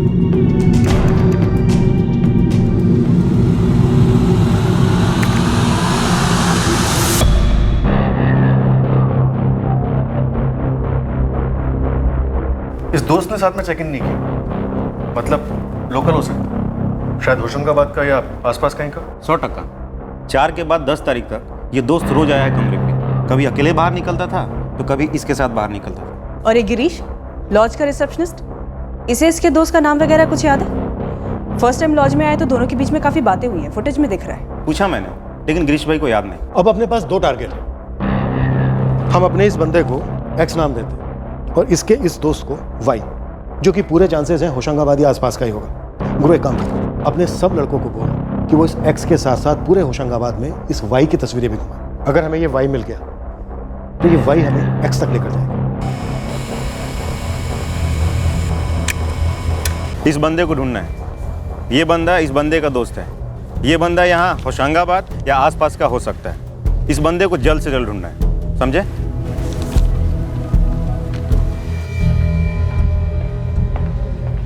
सर 2003 में लगभग 50 केस रजिस्टर हुए, सारे के सारे स्कैन किए हैं सर, लेकिन इनमें से तो ऐसा कोई नहीं दिख रहा जहां संदिग्ध या फिर मुजरिम वापस लौटकर ऐसा जानलेवा हमला कर सके। और सर ये अपना बंदा एक्स यहाँ के हिस्ट्री शीटर की लिस्ट में आपको कहीं दिखा? मौजूदा लिस्ट में तो इसका कोई फोटो नहीं है, और सर इसीलिए मुझे ऐसा लगता है कि ये किसी संदिग्ध या फिर सजा काट रहे किसी मुजरिम का दोस्त या रिश्तेदार हो सकता है। ऐसे भी कई लोगों से हमने पूछताछ की, उनसे कांटेक्ट किया और तस्वीर भी दिखाई, लेकिन किसी ने इसको पहचाना नहीं सर।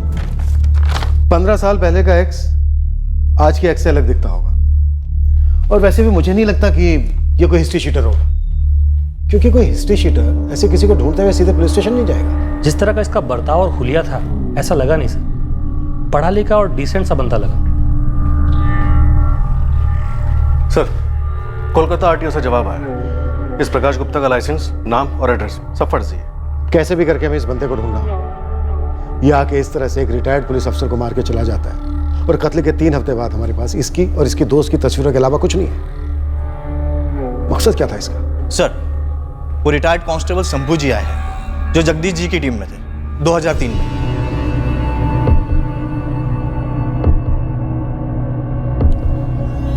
शंभू जी आइए।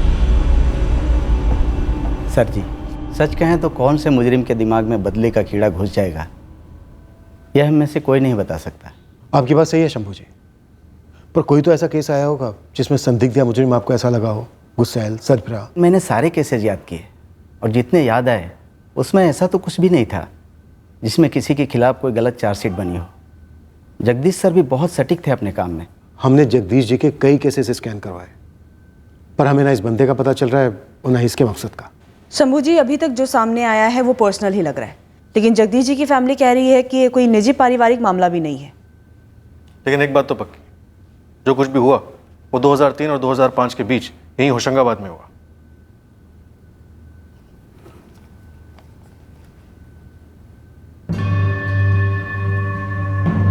आशीष साहब ने कल रात मुझे ये तस्वीर भेजी थी। मैं काफ़ी देर तक इसे देखता रहा। तो आपको कुछ याद आया? देखिए शंभू जी, इस बंदे ने अपनी खोज आपके होशंगाबाद थाने से ही शुरू की थी, दिसंबर 2017 में।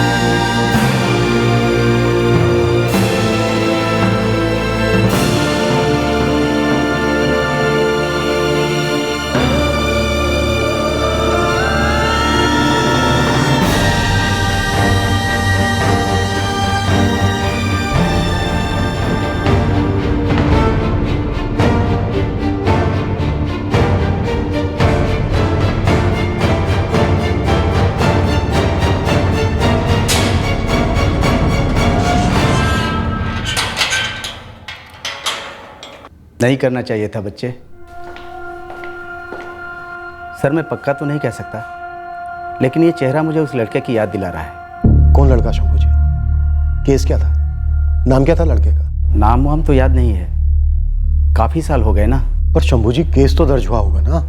केस नहीं था, दर्ज नहीं किया था। सिर्फ ये आंखें, मुझे अब याद आ रहा है सर, शायद वो यही था। कौन लड़का छोड़? एक 18 साल का लड़का था, लड़की का मामला था। कौन सी लड़की? लड़की का नाम क्या था? नाम तो याद नहीं है मैडम, प्यार का मामला था। भागे थे दोनों। लड़की के माँ बाप हमारे पास मदद के लिए आए थे।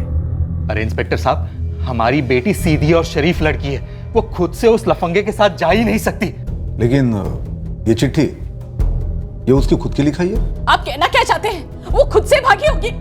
लड़की नाबालिग थी सर, और इस लड़के के साथ भागी थी, और ऊपर से पीछे चिट्ठी भी छोड़ गई थी।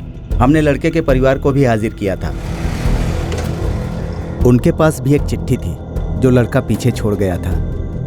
मालूम यह हो रहा था कि लड़का और लड़की दोनों ने मिलकर प्लान बनाया था और भागे थे। तेरे लड़के ने मेरी बेटी का किडनैप किया है, किडनैप। उसके भोलेपन का गलत फायदा उठाया है। क्रिमिनल है तेरा लड़का। हमारा बेटा भी चिट्ठी छोड़ कर गया है, मतलब दोनों बच्चे साथ मिलकर भागे। देखिए सर, दोनों बच्चे हैं, जवानी की कगार पे हैं, बहक गए होंगे और कर दी ये गलती। तुम्हारा बेटा कहाँ है? सर, अगर मुझे पता होता तो मैं बच्ची के साथ उसे यहाँ लेकर आता। तेरे लड़के ने मेरी लड़की से जबरदस्ती चिट्ठी लिखवाई। सर, दोनों घरों में चिट्ठियां मिली हैं। सर, दोनों ने साथ में मिलकर बचकानी हरकत की होगी। अच्छा, तो ये बचकानी हरकत करने से पहले तेरे भाई ने तुझे बताया था क्या? सर, अगर वो बताता तो मैं उसको भागने देता क्या? नहीं सर, हमें कुछ पता नहीं है। उसके भागने के प्लान को लेकर हमें भनक तक नहीं मिली। झूठ बोल रहे हैं साहब साहब, ये सब जानते हैं लेकिन छुपा रहे। अब ये नाटक बंद करो और सच सच बता दो, और बेटे ने इनकी बेटी को कहाँ छुपा के रखा है, वरना बाप बेटे को अंदर कर दूंगा अभी के अभी। हमें कुछ पता नहीं, आप यकीन कीजिए हमारा। सर, मैंने उसके सारे दोस्तों से पूछा, लेकिन उसने अपने किसी भी दोस्त को एक शब्द भी नहीं बोला। अब दोनों बच्चों को ढूंढकर वापस लाइए। हम मानते हैं कि हमारे लड़के की गलती है, लेकिन वो भी तो बच्चा ही है ना सर। चुप कर, बच्चा बच्चा बोलकर पल्ला मत झाड़। तेरे बेटे ने गलत नहीं बल्कि गुनाह किया, गुनाह। नहीं, अगवा किया है मेरी बच्ची को इन सब ने। सर, मेरी शिकायत दर्ज कीजिए इन सब के खिलाफ। ऐसा मत कहिए, दोनों बच्चे हैं, सिर्फ उनसे गलती हुई है। अब भीगी बिल्ली तो ना बोलो। तुम्हारा लड़का कोई बच्चा नहीं है, 18 साल का है। और एक बात कान खोल के सुन लो तुम, इनकी बेटी नाबालिग है। किडनैपिंग के साथ और भी संगीन चार्ज लग सकते हैं और वो मैं लगाऊंगा। क्योंकि लड़की नाबालिग थी, हमने तुरंत एक्शन लिया। उस लड़के के बाप को बुलाकर कड़ी पूछताछ की और जोड़े को ढूंढना शुरू कर दिया। 3-4 दिनों के अंदर ही एक लॉज में दोनों मिल गए।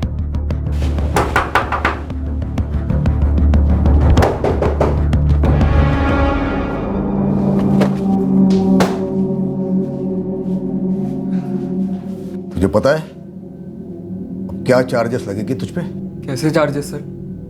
हम दोनों एक दूसरे से प्यार करते, शादी भी करना चाहते। हाँ सर, हमने अपनी मर्जी से घर छोड़ा है। ए लड़की, 16 साल की है तू, नाबालिग है, पता है? लेकिन मैं तो 18 साल का हूँ ना, बालिग हूँ, और मैं हम दोनों की जिम्मेदारी लूंगा। अरे सर, मारिए मत उसे। चुप, पीछे हट। तू जिम्मेदारी लेगा? तू तो बेटा अब जिम्मेदारी लेगा तेरे जुर्म की कोर्ट में। किडनैपिंग तो हुआ है, अब मेडिकल के बाद रेप के चार्जेस भी लगेंगे। ये क्या कह रहे हो सर आप? हम दोनों एक दूसरे से प्यार करते और मैंने कोई जबरदस्ती नहीं किया। हाँ सर, मैं इससे बहुत प्यार करती हूँ। चुप! जबरदस्ती नहीं कि तुम नाबालिग लड़की को भगा के क्यों लाए हो तुम? देखिए सर, हमारी प्राइवेट लाइफ में दखल देने का आपको कोई भी हक नहीं बनता है। मुझे मेरा हक बताएगा? जानता नहीं अब तेरे साथ क्या होने वाला है। हमें कुछ नहीं सुनना है सर, उस लड़के पर किडनैपिंग का केस करना है बस।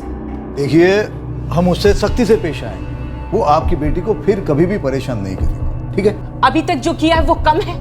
अरे पूरी बिरादरी के सामने हमारी थू-थू हो रही है। मैं तो कहती हूँ सर, उसके माँ और बाप और उसका वो भाई, उन तीनों को अंदर कर दीजिए। उन चारों के खिलाफ किडनैपिंग का चार्ज लगाइए सर। इसने हमारी बेटी के साथ जो किया है उसके लिए इसे जिंदगी भर जेल में सड़ना चाहिए। इस आदमी के चेहरे पे जो, पता नहीं क्यों इसकी आंखें मुझे उस लड़के की याद दिलाती है। एक अजीब सा गुस्सा था उसकी आंखों में। 2 रातें हमने उसे लॉकअप में रखा था फिर उसे छोड़ दिया था स्ट्रिक्ट वार्निंग देकर कि लड़की के आसपास भी नजर ना आए। लड़की के माँ बाप खूब उधम मचा रहे थे कि केस बनाओ, लेकिन लड़के खुद खिलाफ थे इल्जाम लगाने में। बोलती रही कि अपनी मर्जी से भागी थी उसके साथ। जगदीश सर ने फैसला किया कि वार्निंग देकर छोड़ दिया जाए लड़के को। क्या कोई इतने सालों तक अपने मन में इतनी नफरत पाल सकता है? मैं पक्का नहीं कह सकता सर। शायद ये लड़का वो आदमी नहीं है शंभू जी। शंभू जी, कोई और केस याद आ रहा है आपको? नहीं, और तो कोई ऐसा केस याद नहीं आ रहा है जहां ऐसे कोई इतने सालों बाद वापस आकर जगदीश सर को मार दे। पर जितनी बार मैं इस तस्वीर को देखता हूं, वो लड़का बार बार मुझे याद आता है। उसकी आंखें सामने आती हैं, पर नाम याद नहीं आता। वो लड़का लड़की एक ही स्कूल में पढ़ते थे? स्कूल का नाम कुछ याद है? नहीं, वो भी याद नहीं। यह आदमी उस लड़के जैसा दिखता तो है, पर मुझे लगता नहीं है कि कोई इतनी दुश्मनी इतने सालों तक पाल सकता है। वो ऐसा क्यों करेगा? जो हुआ उसे सालों गुजर गए। पता करवाना है किसे? सारे के सारे स्कूल्स में चेक कर सकते, लेकिन 2003 का इंसिडेंट किसे याद होगा किसे नहीं, कह नहीं सकते। और वैसे भी उन दोनों के नाम भी नहीं पता है। लड़का तब 18 साल का था, तो अब 33 साल का होगा। हमारा संदिग्ध भी इसी उम्र का है। क्या ये आदमी वही लड़का है? सर, जैसा कि शंभू जी ने बताया, उसे लगता तो नहीं है कि इतनी गहरी दुश्मनी वाली कोई बात थी। शायद वो अपनी लव स्टोरी टूटने की वजह जगदीश जी को मानता हूँ, और 15 साल पुराने इस घाव को नासुर बनाए रखा हो अपने अंदर।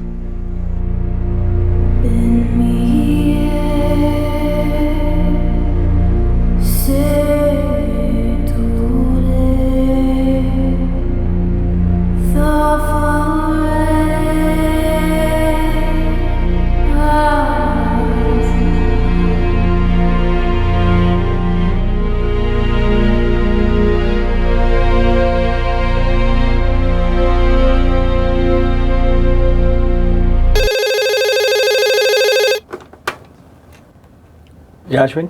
Come to my cabin. Yeah, come in. ये क्या चल रहा है? क्या हुआ? मैंने कुछ खबर सुनी तुम्हारे बारे में। कैसी खबर? तुम बताओ। खबर आपने सुनी है, आप ही बताइए। यार, तुम्हारे साथ ना ये सीरियस वाली एक्टिंग भी नहीं चलती। तुम्हारा प्रमोशन हुआ है। ओ यार, प्रमोशन की न्यूज़ के बाद कोई ओ बोलता है क्या? कोई खुशी नहीं, कोई एक्साइटमेंट नहीं? नहीं, खुशी है ना। तो फिर इतने ज़्यादा टेंस क्यों लग रहे हो? जब से तुम वापस आए हो ना, तुम में कुछ बदलाव आया है। ऑफिस में सभी कह रहे हैं, किसी से बात नहीं करते, हेलो तक नहीं कहते। What's troubling you? नहीं, बात करता हूँ सबसे। 4 महीने तुम कहाँ थे? प्रमोशन की न्यूज़ के लिए थैंक्स अश्विन। ये प्रमोशन का मेल मुझे आएगा ना? हाँ, हेड ऑफिस से और पर्सनल से मेल आ जाएगा। मैंने सोचा ये खुशखबरी मैं खुद दूं। थैंक्स। समीर,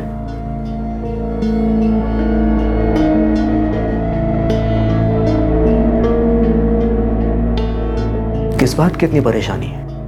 देखो, बॉस की पोजीशन से नहीं, फ्रेंड की पोजीशन से पूछ रहा हूं। What's troubling you? सच बोलो, जिंदगी में इतना सुकून पहले कभी महसूस नहीं किया। अब शांति है, बहुत ज्यादा शांति। सर, फाइनली हमारे केस का खाता खुलने जा रहा है। सुना, जल्दी सुना। सर, वाई का पता चल गया है, जो आपको एक्स तक ले जाएगा। नाम पता चला? रमेश चौबे। हमारा अंदाजा सही था, यही होशंगाबाद का रहने वाला है। मैंने उसके घर पे फील्डिंग लगाई है, बस आप लोग तुरंत आ जाइए।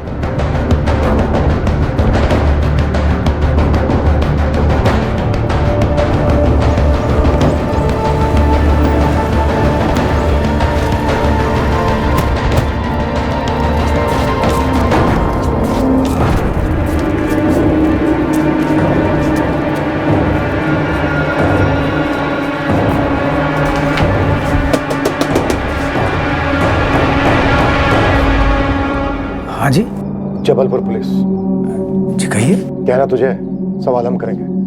लॉकअप पे। ये तुम्हारा दोस्त, क्या नाम है इसका?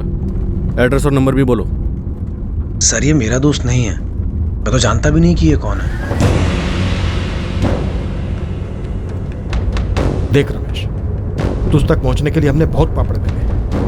अगर तू 2 सेकंड के अंदर नहीं बोला ना तो तुझे पूरा तोड़ देंगे हम।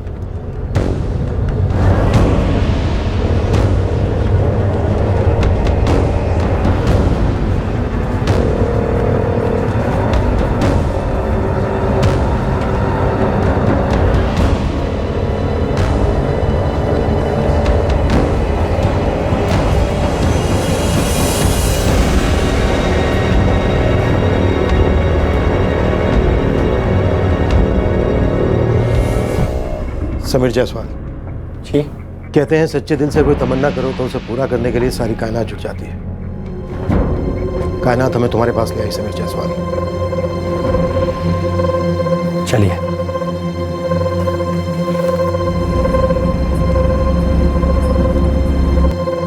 मेरी लाइफ तो उसी दिन बर्बाद हो गई थी जब रीचा और मुझे पकड़कर वापस लाया गया। वो होना नहीं चाहिए था, उनको ऐसा नहीं करना चाहिए था। हम दोनों बस हमेशा साथ रहना चाहते थे। हम दोनों सिर्फ यही चाहते थे बस। मेरा उसे और उसका मुझे चाहने में हमारे संस्कारों, हमारी परवरिश का कोई लेना देना नहीं था। हम सच्चा प्यार करते थे एक दूसरे से। घर से भागने का फैसला हम दोनों ने मिलकर लिया था। मैंने उसे किडनैप नहीं किया था, हम दोनों अपनी मर्जी से भागे थे और हम दोनों को अपनी मर्जी के खिलाफ वापस लाया गया, अलग किया गया। उसके बाद रीचा और उसकी फैमिली होशंगाबाद छोड़ के कहीं और चली गई। वो हमेशा के लिए चली गई, दोबारा कभी देख तक नहीं पाया उसे। और इस सब के लिए तूने इंस्पेक्टर जगदीश चौहान को जिम्मेदार ठहराया। रिचा नाबालिग थी उस वक्त, केस बनता तो कहीं के नहीं रहते तुम। वो तो वैसे भी कहीं का नहीं रहा। मुझे जो जिल्लत का सामना करना पड़ा वो करना पड़ा, लेकिन मेरे पापा, उनके साथ जो हुआ नहीं होना चाहिए था। अगर जो हुआ वो जुर्म था कोई, तो उसके लिए मैं और सिर्फ मैं जिम्मेदार था। पर उसके लिए मेरे पापा को सजा क्यों दी गई? उन्हें क्यों लॉकअप में रखा गया? कभी एक शब्द नहीं बोले मेरे पापा, लेकिन मुझे साफ नजर आता था उनके चेहरे पर कि उन्होंने भयंकर अपमान झेला था। क्या ये सही है किसी से कोई कानून टूटे, और वो भी अनजाने में? तो आप उसके बाप को बुरी तरह बेकाबू करो।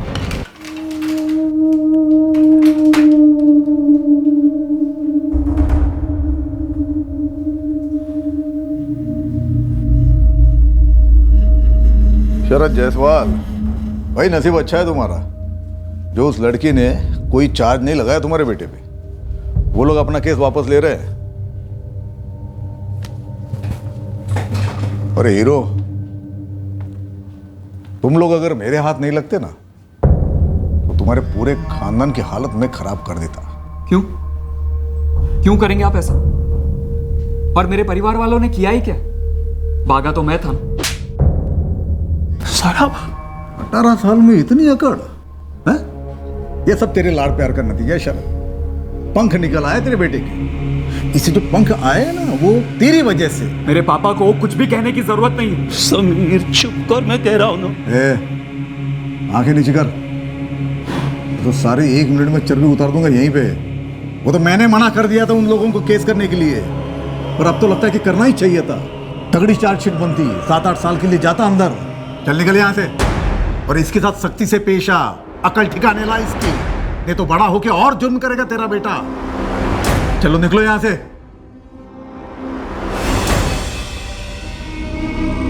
वो हर कदम पर मेरे पापा की इंसल्ट करता, उन्हें नीचा दिखाता। रोज शाम जब पापा घर लौटते ऑफिस से तो उनकी गर्दन नीचे रहती, आंखें नम सी होती, शर्म के मारे, जैसे मैंने कोई कत्लेआम किया।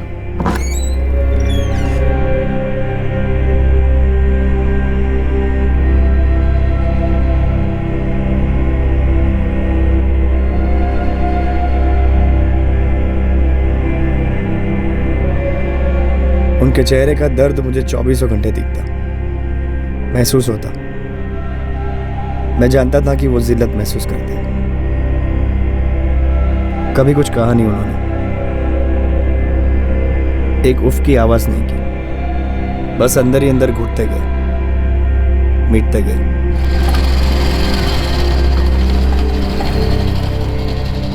भैया पान लगा देना एक। शरद जायसवाल ठीक तो हो ना? मुझे लॉकअप से छोड़ दिया गया, लड़के पर नजर रखे हो ना? लेकिन हमारी जिल्लतें खत्म नहीं हुई। ऐसे लड़कों उसके को बाद साथ जब में भी वो मेरे पापा से टकरा था, पट्टा बांधना चाहिए। वो उन्हें जलील करता। मेरे सामने ये एक बार हुआ था, पर मुझे यकीन था कि जगदीश ने मेरे पापा को ऐसे कई बार जलील किया होगा। मुझे थप्पड़ मारे, गालियां दी गई, मुझे उतना फर्क नहीं पड़ा था, लेकिन मेरे कारण मेरे पापा की बेइज्जती होती रही। ये मुझसे बर्दाश्त नहीं होता था। मैं पापा को मायूस नहीं देख पाता था। मेरे पापा मेरी दुनिया थे, और मैं उस दुनिया को एक एक दिन, एक एक रात बिखरते हुए, टूटते हुए देख रहा था। रीचा मेरा प्यार थी, पापा मेरे सब कुछ। दोनों को मुझसे अलग कर दिया उस एक आदमी ने। उन्होंने तुझे जेल से बचाया, एक नाबालिग लड़की को बचाया, एक संगीन जुर्म होने से बचाया। सच्चा प्यार करना जुर्म है। सच्चा प्यार होता तो रुकते, इंतज़ार करते रिचा के बालिग होने का, अपने 21 साल के होने का, और उससे पहले अपने अपने माँ बाप से बात करने की कोशिश करते। हमें पता था कि हमारे पेरेंट्स उस बात के लिए राजी नहीं होंगे। उस वक्त हमें जो ठीक लगा हमने किया। अगर कोई दो इंसान अपनी मर्जी से कोई फैसला करे तो उससे कोई कानून तो नहीं टूटता है ना। अगर उसने हमें अलग नहीं किया होता तो ऐसा कुछ होता ही नहीं। उस एक आदमी की वजह से मैंने मेरी ज़िंदगी में सब कुछ खो दिया। रीचा चली गई, पापा भी पहले जैसे नहीं रहे, उनकी इज्जत चली गई, मेरा भाई भी घर छोड़ के चला गया, फिर मम्मी भी चल बसी। ये सब कुछ हुआ उस एक आदमी की वजह से। मेरी मम्मी के जाने के बाद मैं कई बार होशंगाबाद पुलिस थाने के बाहर खड़ा रहता, इस इंतज़ार में कि कब मुझे जगदीश चौहान दिखे और मैं उस पर हमला करूं, उसे बताऊं कि उसने मेरी ज़िंदगी बर्बाद कर दी थी। और मैं ऐसा कर ही देता अगर मेरे पापा ने मुझे रोका नहीं होता। क्यों कर रहा है बेटा? समीर, मैं तुझसे कुछ पूछ रहा हूं। पापा, मुझसे बर्दाश्त नहीं। उसने हम सबकी जिंदगियां बर्बाद कर दी, और मैं आपको ऐसे मायूस नहीं देख सकती। उसे भूलने की कोशिश कर, जिंदगी में आगे बढ़ने की कोशिश कर। क्या गलती थी मेरे और रिचा के रिश्ते में? क्या गलत किया था हमने? और इन सब में आपकी क्या गलती थी पापा? वो शहर छोड़कर जा चुकी है, भूल जाओ उसे। तो इंस्पेक्टर क्यों नहीं भूलता? आप मौका ढूंढ ढूंढ के आपकी इंसल्ट करता है। अपने गुस्से पे काबू रख, तेरी जिंदगी पड़ी है सामने।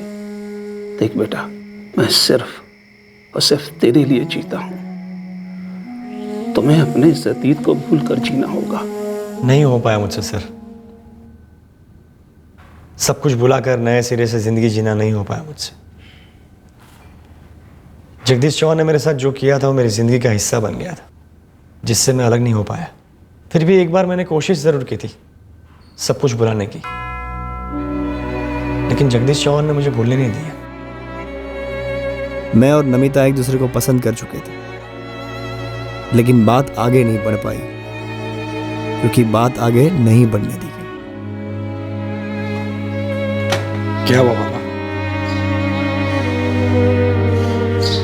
और लड़की वाले कह रहे हैं कि उन्हें ये रिश्ता आगे बढ़ाना नहीं है। अमिता, एटलीस्ट रीजन तो बताओ। हम दोनों ने एक दूसरे को पसंद किया था, सब कुछ सही चला था हमारे बीच, एंगेजमेंट की तारीख भी लगभग, फिर ये अचानक से क्या हो गया तुम्हें? मुझे लगता है हमारी जमेगी नहीं समीर। क्यों? ऐसा अचानक से क्यों लग रहा है तुम्हें? पता नहीं, पर मुझे ऐसा लगा तो बेटर है हम यहीं रुक जाएं और आगे ना बढ़ें। किसी ने मेरे खिलाफ या मेरी फैमिली के खिलाफ तुमसे कुछ कहा है क्या, या तुम्हारे पेरेंट्स को? नहीं। जगदीश चौहान है ना, उसी ने कान भरे तुम सबके। क्या? मुझे नहीं पता कौन है जगदीश चौहान। रहने दो, पहले रीचा, फिर नमिता। वो मेरी जिंदगी बर्बाद करता गया, लेकिन उसके बाद मैंने पापा का दिल दुखाने जैसा कुछ नहीं किया। उनकी हर बात मानी, क्योंकि पापा ही मेरे लिए सब कुछ थे।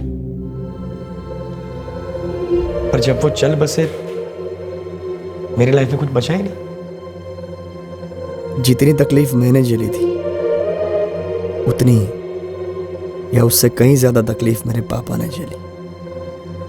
जगदीश चौहान ने मेरी भरी हुई जिंदगी में खालीपन भरना शुरू कर दिया, और अब मेरे पास सिर्फ खालीपन था। गुस्से से पागल हो जाता हूँ रमेश। कब तक जलता रहेगा ऐसे? जब तक मैं जिंदा हूं, या फिर जब तक वो जिंदा है। देख समीर, हर इंसान को अपनी जिंदगी के अधूरेपन को पूरा करना पड़ता है, और उसका एक ही तरीका है, उस अधूरेपन को छोड़ देना, भुला देना, बहा देना। वो अंग्रेजी में कहता है ना, मूव ऑन। उसने मुझे कभी मूव ऑन करने ही नहीं दिया रमेश। उसने पापा के साथ जो ज्यादती की है, मुझे अंदर जकड़ रखती है। मत इस तरह से जकड़ कर रख अपने आप को, निकाल के फेंक दे बाहर।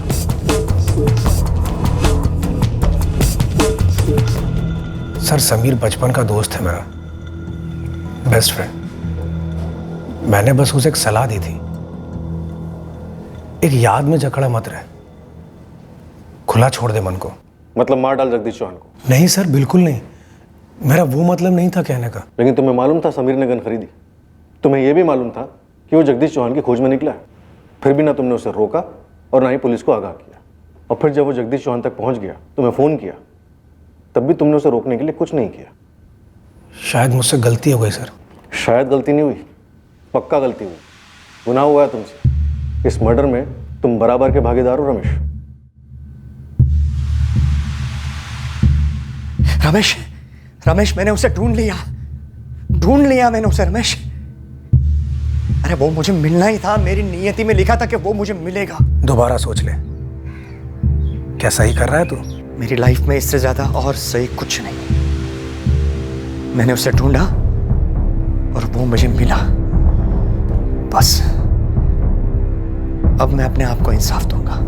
यकीन कीजिए मेरा सर, मैंने उससे कहा था जो तू सोच रहा है करने की सही नहीं है। बहुत दबी आवाज में कहा तुमने, और बहुत देर से कहा। ये ख्याल उसके मन में आते के साथ ही उसे रोकना तुम्हारा फर्ज था रमेश। लेकिन तुमने क्या किया? फर्जी नाम और एड्रेस देकर उसके लिए सिम कार्ड खरीदा। आखिरकार पूरे 15 साल के बाद मैंने अपने अंदर के अधूरेपन को मिटा दिया सर। कौन हो तुम? हथियार नीचे करो। मैं कह रहा हूं हथियार नीचे करो। मुझे पहचाना नहीं? जगदीश चौहान। नहीं। कौन हो तुम? मैं वही हूं जिसकी जिंदगी तेरे नाम गिरवी रही है पिछले 15 सालों से। अभी भी है, लेकिन आज के बाद नहीं रहेगी। ये खिलौना नहीं है, नीचे करो इसे। मैं अपनी रीचा को आज तक नहीं ढूंढ पाया। बाकी सबको भी मैंने खो दिया, सिर्फ और सिर्फ तेरे कारण। मैं वही हूं जिसे तूने बचपन में अपने प्यार से अलग किया था। याद कर भोपाल का वो लॉज, जहां से तू मुझे और मेरी रीचा को जबरदस्ती पकड़कर होशंगाबाद ले आया था। जायसवाल? समीर जायसवाल? शरद जायसवाल का बदनसीब बेटा, जिसे तूने जीते जी कत्ल कर दिया था। गन कहां से खरीदी?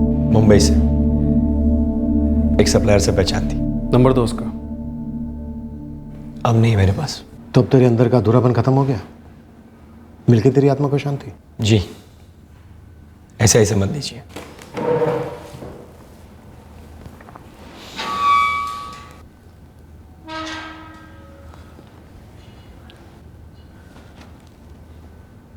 देख, तेरा अतीत तेरा है। मैं उसे देख नहीं सकता, महसूस नहीं कर सकता। लेकिन जिस अधूरेपन की तू बात कर रहा है ना, दरअसल वो महज एक रंजिश है, बहाना है, बैसाखी है, एक सहारा है। जिसे पकड़े तूने सिर्फ एक दूसरे इंसान को आज तक दोष दिया है। और जगदीश चौहान ने क्या अलग कर दिया? मेरी उस एक हरकत के लिए उसने किसी और को दोष दिया, दर्द दिया, दंड दिया, और वो कोई और मेरे पापा थे। अभी आप मुझे लेक्चर देंगे कि मैं कितना गलत हूं। मैं जानता हूं मैंने गलत किया है, लेकिन किसी ने जगदीश चौहान से कहा कि उसने कितना गलत किया था। किसी गलत काम के जवाब में किया गया गलत काम सही नहीं हो जाता। जानता हूं, पर कम से कम गलतियों का बैलेंस तो ठीक होता है। गलत कत्ल या कोई भी जुर्म बैलेंस ठीक नहीं करता, बल्कि बिगाड़ता है। बैलेंस तो अब ठीक होगा जब कानून तुझे सजा देगा। मेरी पूरी जिंदगी एक सजा थी, कानून अब क्या सजा देगी मुझे? खुद पर हमेशा इतना तरस खाते आया है, कभी एक बार आईने के सामने खड़ा होकर ये नहीं सोचा कि जो सामने है वो वर्तमान है, अतीत पीछे छूट गया है। वर्तमान का रास्ता भी अतीत से निकलता है सर। निकलता है, पर उनके लिए जो अतीत को पीछे छोड़कर आगे बढ़ना चाहते हैं, पर अपनी नाकामयाबियों या नीति की शक्तियों के लिए हमेशा दूसरों को दोष देने की कुछ लोगों में लत होती है। उसका जीता जागता नमूना है तो। दुख की बात है, अब अगर तुझे अफसोस हुआ अभी तो बहुत देर हो चुकी है। ऋषा कहाँ है? पता नहीं, मैं उसे ढूंढ नहीं पाया। मुझे यकीन ही नहीं हो रहा है। मैंने मजाक में पूछा भी था उसे, कहीं वो एजेंट वेजेंट टाइप का तो नहीं है। समीर इतना brilliant worker, one of the best employees.